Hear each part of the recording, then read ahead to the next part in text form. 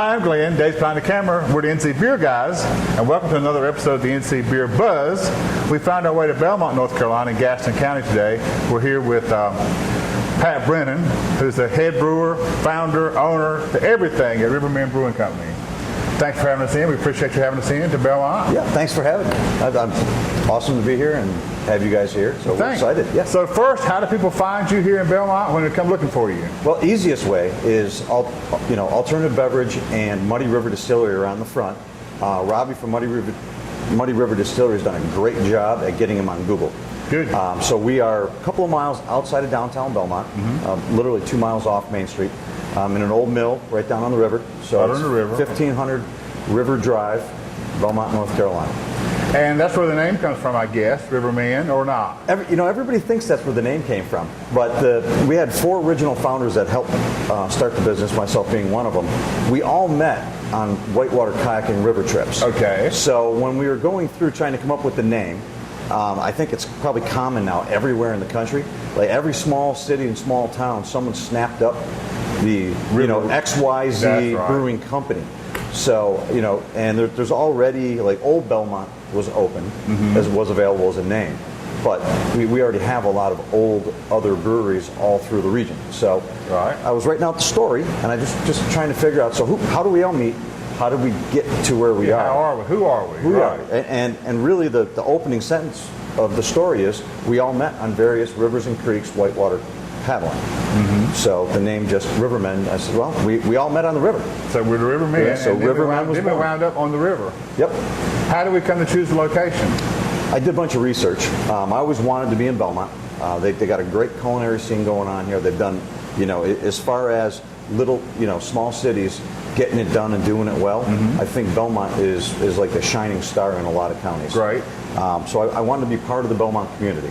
So then I started looking around to figure out where I could already have zoning in place, and that's when I actually met the folks at Muddy River, and they actually started in this space. Okay. So I felt pretty confident that the TTB had already approved this space, city, county, it already went through the hurdles. It looked like it might be an easier transition. It looked like I'd have less to do from a zoning perspective and everything. It would shorten up the timeline to get going once I was ready. All right. Now, your personal background, you were a brewer?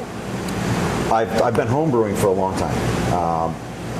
It started with a passion for beer that actually really started with my dad. So he really introduced me to a lot. He was a brewer or just a beer drinker? Or? Well, he started as a beer drinker, and then actually found his way into a place in Buffalo that you could actually go. It was like a mini commercial brewery.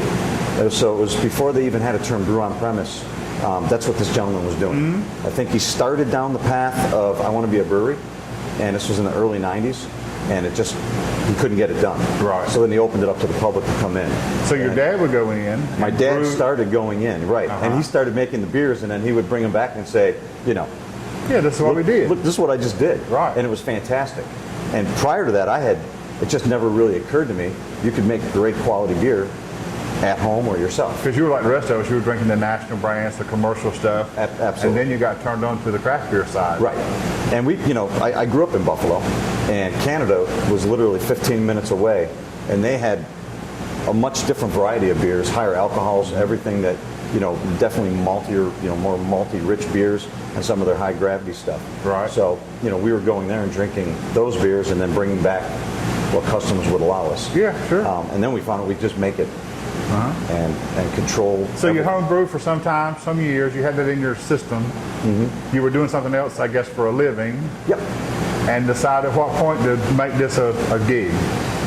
I really started the thought process and the research about 2.5, 3 years ago.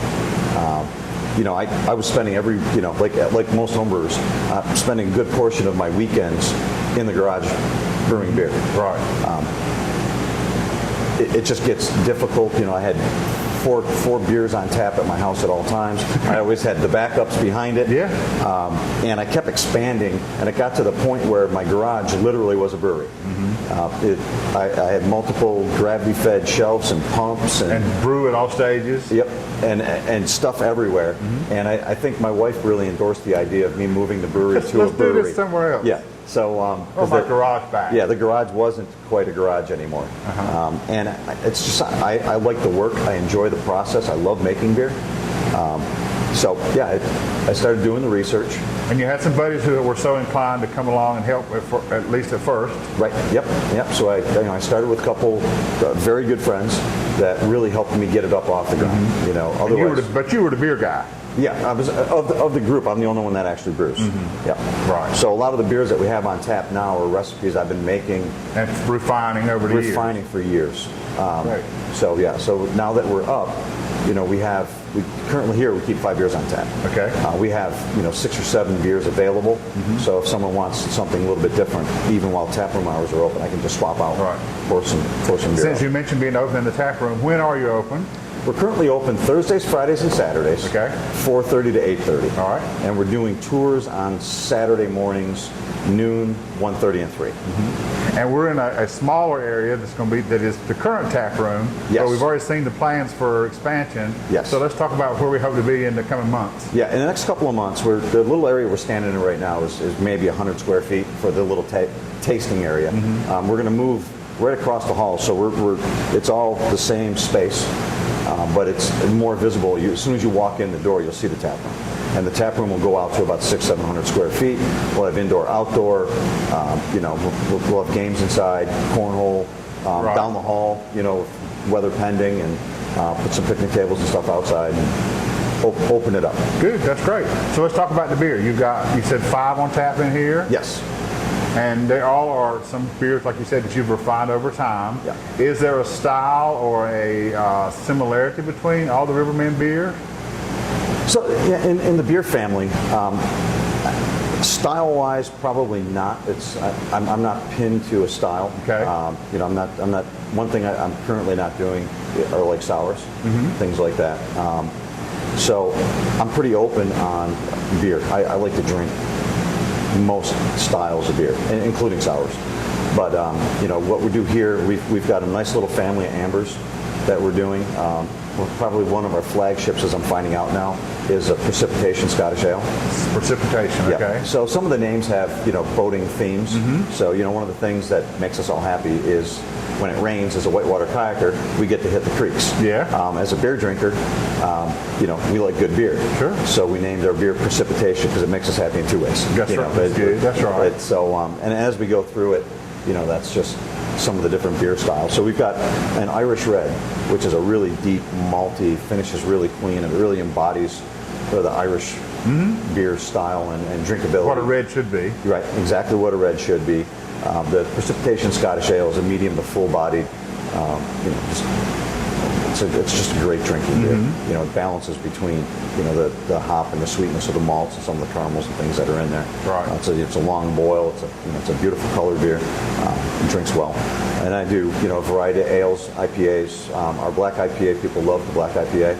One of the big surprises is it's summer. It's 100 degrees here. And people are still drinking black IPA. And yeah, they're wiping up the black IPA. There's no accounting. You never know. I know. Hey, I don't think people drink around styles and seasons like they used to. Yeah. I think people are more like, I want what I want when I want it. Right. And it's interesting now that we're out doing some distribution and we're getting a lot of feedback. There's a lot of folks that are coming through the tap room, and it's great to get that kind of honest, candid feedback. You line up a flight, you see what they say. I really like this. I really like this. I like it when they say, "Jesus, it's kind of hard to pick." Sure. But you also like the feedback because it helps you refine your market, what you're going to put out there. Right. You can guess at what you think what your flagship beer is, but we don't get to pick that. No, that's right. So I mean, as proud as you might be, you'll know based on what moves and what the feedback you get from the folks that like to drink beer. They're going to tell you what your flagship beer, if you have one, what it is. Right. So you reference some distribution. Where can we get the Riverman product besides here in the tap room? Besides the tap room, right in downtown Belmont, we are currently at Sammy's, String Bean, Glenway Premium Pub, and Old Stone Steakhouse. Okay. Outside of that, we haven't crossed into Mecklenburg County yet. We're really trying to keep it local. Just keep it local. Just distribute out, where it's reasonable. So within Gaston County, we're at South Fork Deli. If you haven't eaten there, it's a cool place. Great foods. The breads are fantastic.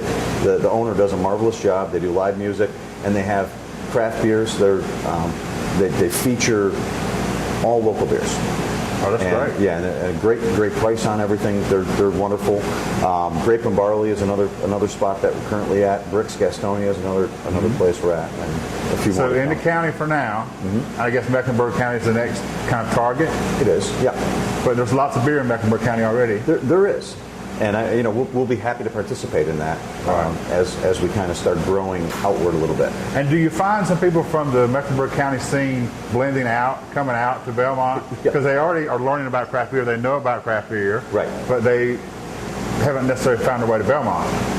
Right. So, but now they got a reason to come. Now So the Belmont, I think, is really going to be like one of those destination places where people go. We're 12, depending on where you are in Charlotte. We're about 10 minutes from the airport. Right. We're 15, 18 minutes from downtown Charlotte. So Belmont's just a great little spot. A lot of neat little food choices, food trucks, live music. Every other Friday during the summer. They close the streets down. It's kind of a festival type event. Okay. It's coming a long way, and we'd like to play a big part in helping it continue and keep the game with some momentum. Oh, that's great. So in addition to the beer, we'd be negligent if we didn't talk about the root beer, because you're also bottling root beer here. Yes, we are. Is that your own recipe? It is. It's something so I've been brewing for a long time, making beers. I haven't been making sodas for a long period of time, but it was something I felt really strongly about. Talked with, the original guys on board, and we really wanted to have a really high quality non-alcoholic product, other than just water. Right. So when people come in, they bring their kids and want to just hang out, or they've got their DD or whatever they choose to do. Right. We wanted to offer some different products. So they can have a Rivermen experience as well with the root beer. Correct. Still have an original crafted product on premises that was done here with your ingenuity, but as you said, non-alcohol, right, in case they have to drive or in case they're not drinking people. So make sure you look for it. This is also available other than here. It's also out in some marketplaces. It is. It's at Belmont General Store, right on Main Street, and it's also at the provision stores. So it's Rock Hill and Waxhaw locations. They've got really nice local herb type. Oh, this is great. This is great products. Very good. We're glad to see that. There was one funny little accident with the root beer. Okay. A lot of times I have it on tap, and we were in here brewing, and I wanted to have just a little root beer because it was late, and I actually put some of the black IPA in my glass. I didn't want to waste it, so I topped it off with the root beer. Yeah, and it was magical.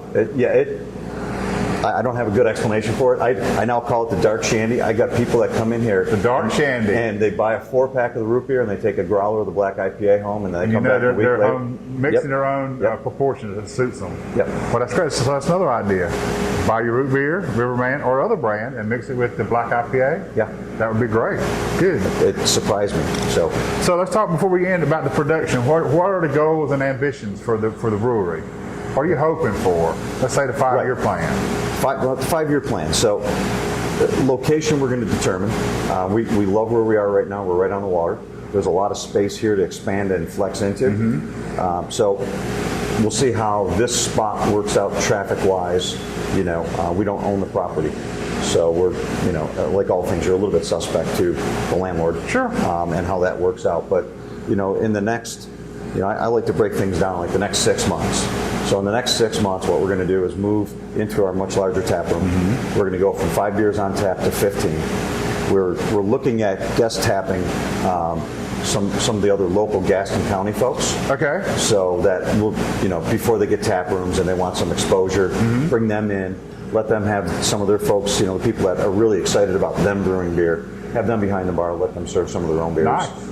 And make it, just kind of keep that cooperation sort of thing working the way it really should. Cooperation. Yeah, that's right. That's a good term. Yeah, so right? it's community, cooperation, competition, all put down together. And it's really, I find it pretty much across the brewing industry, the people they're really willing to openly talk, discuss. Yeah, there's much less of that competitiveness. It's all about a community we're rising the tide. We're bringing the craft beer movement. We're kind of all in this together. Right. I mean, we want to sell and we want to compete. There's some of that underneath, but at some, especially the levels you're starting at, where everybody starts. Yeah. We're all better off if we all succeed. Yeah. So right now we're brewing on we can brew one or two barrels at a time. and we're fermenting right now in 2 barrel fermenters.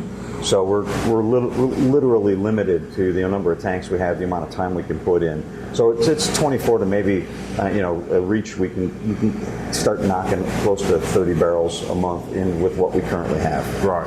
We're going to move tap room and free up a lot more of our brewery space so we can use our glycol chilling system to its full capacity and everything else that we have here already. And we're looking to get up to 100, 150 barrels a month out of the space we're currently in. Okay. From there, we're going to have to, we're looking at making the next jump into a real large commercial You just brew have house. to see where that comes and when. Yep. So I've got the system of my dreams kind of designed already. And you're out of the garage. Yeah, and we're out of the garage, which is good. Makes everybody happy to be out of the garage. That's right. So yeah, that's what we're looking at. And as far as how many barrels a year do I ultimately want to produce? There's a couple of sweet spots, I think. For me, it might be somewhere between 10 and 20,000 barrels a year. It would be amazing to get to that point. It would make me quite happy, just because that means people like the beer. And you can sell a couple barrels of beer, and friends and family will grant you a certain amount of leeway. But when people really like the beer, you've been received in the marketplace. Yeah, then that's, to me, that's the ultimate goal. And then be able to create some jobs. There's a lot give back to the community. A lot of give great back to folks. Belmont. Yep, and really build a lot more traffic into Belmont, and really make this a spot that people desire to come to. It's a short drive from most places, So and we've actually been seeing quite a few people, especially on Saturdays, coming from Charlotte here. Nice. Which very pleasant surprise. Oh yeah, that's very heartwarming. That feels good, doesn't it? Yeah. That's good. Thanks so much for having us in. We wish you the best of luck. Yeah, awesome. We want to remind our viewers to make sure you find your way, when you come to Charlotte at least, hop out to Belmont. Give these guys a chance. Come by here. Look for their alcoholic and non-alcoholic products on the taps at your local stores. And until next time, this is Dave and Glenn, the NC Beer Guys, reminding you to drink local and keep your beer dollars in North Carolina.